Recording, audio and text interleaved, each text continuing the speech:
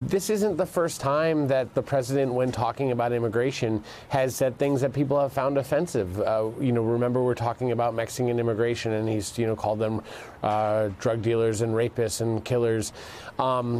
So whether it matters or not, that really isn't part of the calculus, at least among my colleagues. Well, and that's been part of his, vernacular since he declared his candidacy for the presidency. You remember right there at the very first time he said, "I'm running for president," he was talking about Mexicans in derogatory ways that way. The article overall, Matt, it begins with the Oval Office meeting where the president, he's upset because apparently friends were calling him to say that he looked like a fool about his immigration policies. Have you noticed in your reporting of this White House that how this president looks to his friends is very important to him?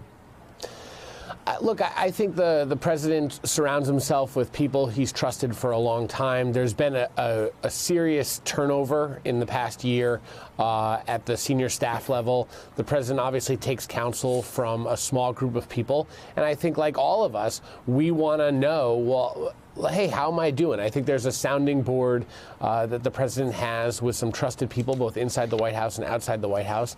And, you heard it in the calls that the transcript leaked in the Washington Post months ago, where the president is saying on the phone with foreign leaders, like, hey, I'm going to look really bad if we don't get the wall built. I'm going to look really bad on immigration if my policies don't look strong. Remember, the president ran on immigration, so it shouldn't be a surprise that he needs to, if he can't change the policy overnight, there needs to be a perception that he is changing the policies and strengthening the borders overnight.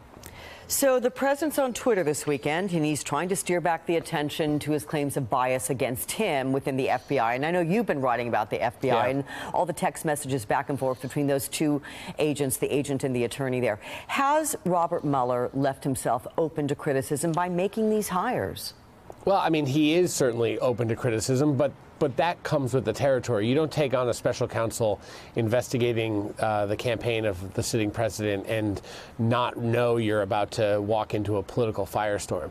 Look, I mean, I do think that it's fair to criticize the investigators who are exchanging political views over text message. I think that's fair. I think that's fair game. We broke that story because we thought it was fair game, but Bob Mueller also dismissed the agent involved, Pete Strzok, and he also and the Inspector General is investigating that.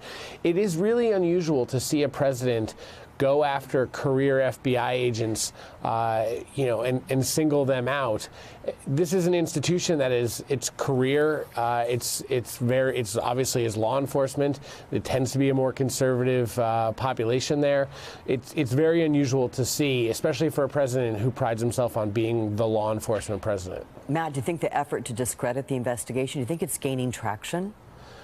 I mean, it's certainly gaining sound because we're at this moment, right, where Bob Mueller's next move isn't at all predictable. And so I think in the absence of knowing where Mueller's heading, I think you're starting to see that silence is getting filled with political noise, and that's a big part of what's happening.